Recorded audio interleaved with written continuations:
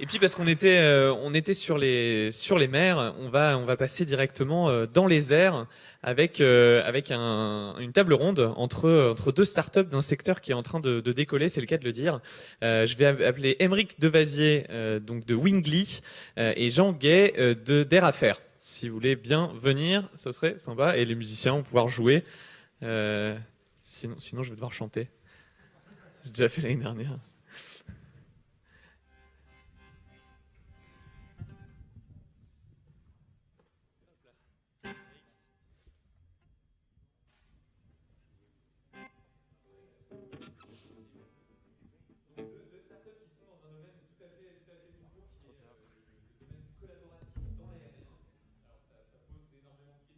Énormément de problèmes peut-être. Et je vais d'abord demander aux deux startups de se présenter en commençant par ceux qui jouent à domicile, les Bretons de l'étape. Air Affaires qui s'est créé donc à Brest il y a peu de temps. Et Jean, je te laisse la parole. Tu as 3 minutes. 3 minutes, ok. Bonsoir à tous. Donc Air Affaires, c'est un réseau collaboratif de location d'avions privés. Donc on rassemble un club d'entreprises, des propriétaires d'avions et aussi des pilotes freelance. Et notre idée, en fait, c'est de créer un maillage sur toute l'Europe d'avions privés qui ne volent pas assez, des pilotes qui ne volent pas assez non plus, et notre club qui loue donc des avions, des pilotes, et qui réalise des vols pour se rendre partout et très rapidement. Donc c'est un moyen économique pour les sociétés de relier un point A à un point B et de revenir le soir au point A.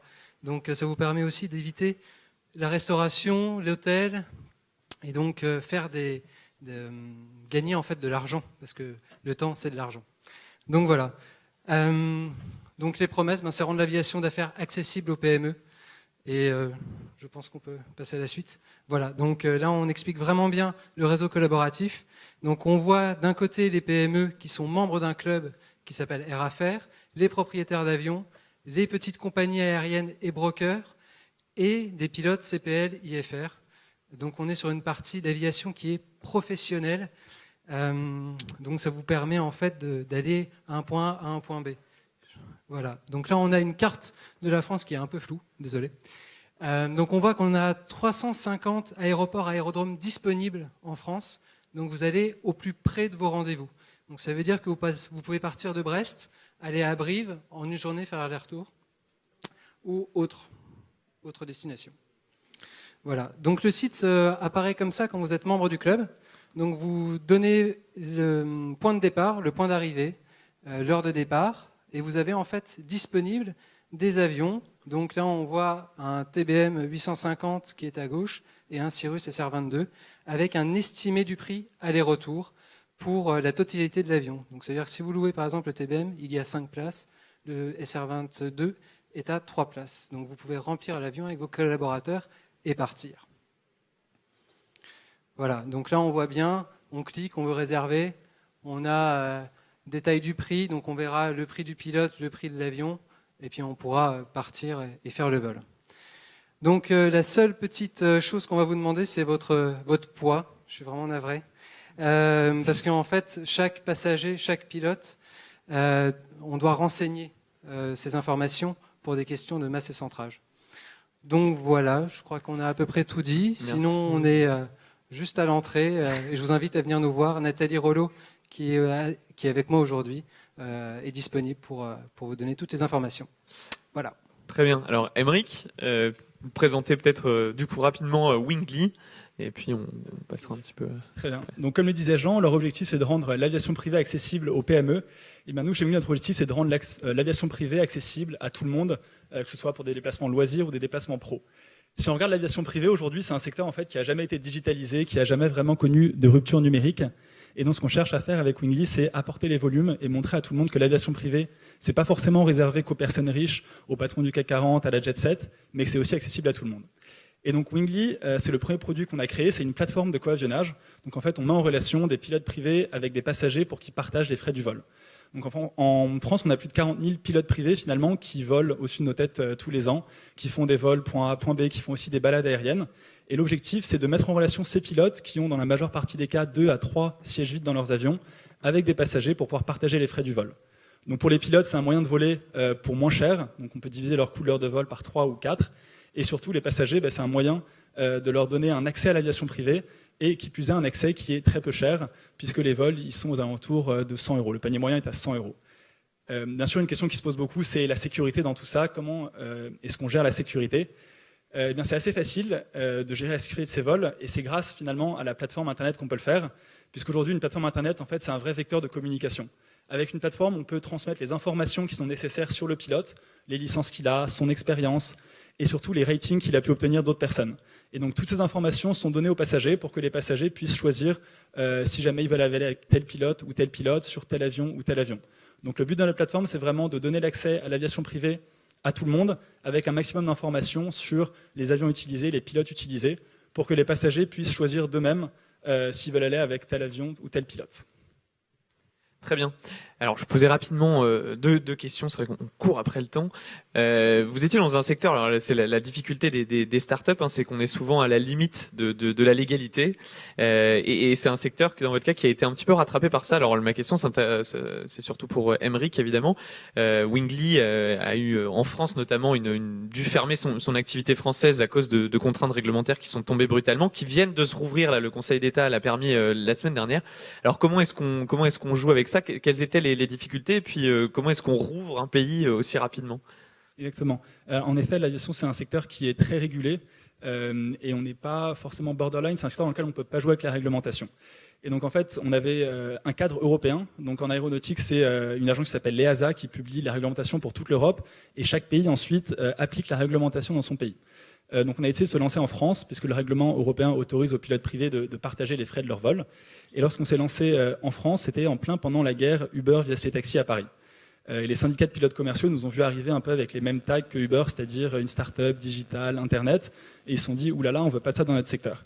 Et donc le président du syndicat nous a dit de façon très honnête, en nous regardant droit dans les yeux, on veut tuer le poussin dans l'œuf. Vous êtes petit, on peut vous tuer, quand vous serez grand, on ne pourrait plus rien faire. Et il a réussi à convaincre les autorités que notre projet n'était pas viable et qu'il fallait nous interdire. Donc on s'est fait interdire en France, et ça nous a poussé en fait à demander à toutes les autorités locales en Europe, à tous les pays, quelle était leur interprétation de la réglementation européenne. Et l'Allemagne, l'Angleterre, la Grèce, l'Italie nous ont tous répondu positivement.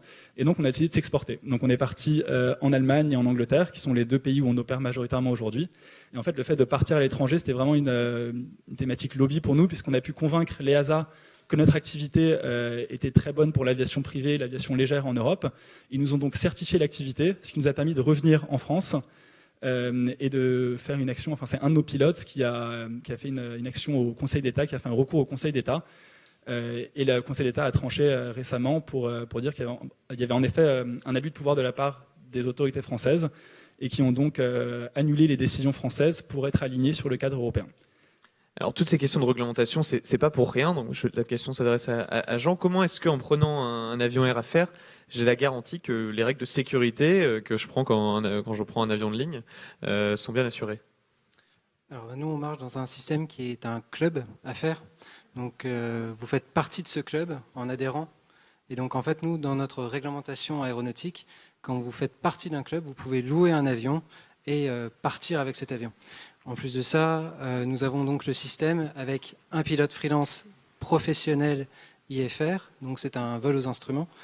Ce pilote va vous faire une facturation de son pilotage, et de l'autre côté, vous aurez une facturation du propriétaire de l'avion. Donc vous avez une double facturation, ce qui nous permet donc de faire un vol en sécurité réglementaire.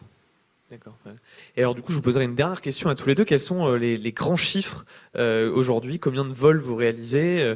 Et est-ce que c'est vraiment quelque chose qui peut devenir important et pourquoi pas modifier la carte des grandes lignes aériennes de ce pays ? Je pense qu'il y a un chiffre qui est intéressant, surtout dans l'aviation privée, celle à laquelle on s'attaque chez Wingly, c'est qu'au-dessus de nos têtes, tous les ans, il y a plus de 10 millions qui volent vides, des sièges qui volent vides au-dessus de nos têtes. Et donc nous, c'est vraiment ça le défi, c'est dire ces sièges, plutôt que de voler vide, pourquoi pas mettre des personnes comme vous et nous dans ces avions-là. Du coup, on est vraiment présent en Allemagne et en Angleterre. Aujourd'hui, notre communauté fait plus de 70 000 membres inscrits sur la plateforme, et on transporte environ 500 passagers par mois. Que ce soit des vols point A, point B de transport, ou aussi des balades aériennes pour aller voir des beaux paysages vus du ciel, découvrir sa région, sa maison, vue d'un autre angle de vue.